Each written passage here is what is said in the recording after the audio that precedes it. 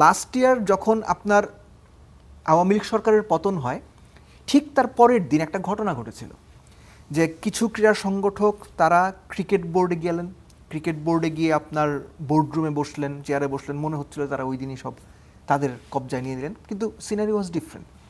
এইবার একটা ভালো ব্যাপার হয়েছে যে ইলেকশনের পরেও ক্রিকেট বোর্ডে আমরা জোর করে ঢুকে যাওয়া, ওই যে গ্রামাঞ্চলে চর দখলের একটা ব্যাপার থাকে, ওই চর দখলের মতো করে এখনো পর্যন্ত কেউ ক্রিকেট বোর্ডে যায় নাই।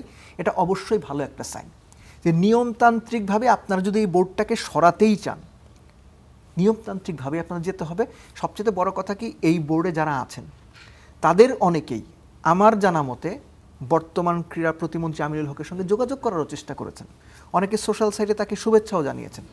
সো এগুলো হচ্ছে সম্পর্কটার সঠিক রাস্তায় চালানোর, কিংবা সম্পর্কের মধ্যে আমরা স্বাভাবিকভাবে যেটা বলি যে একটা বরফ শীতল সম্পর্ক, বরফ গলানো, এরকম কিছু ব্যাপার থাকলেও থাকতে পারে, কিন্তু ইন রিয়ালিটি এই বোর্ডটা অ্যাকচুয়ালি এখন খুব ভালনারেবল পজিশনে আছে।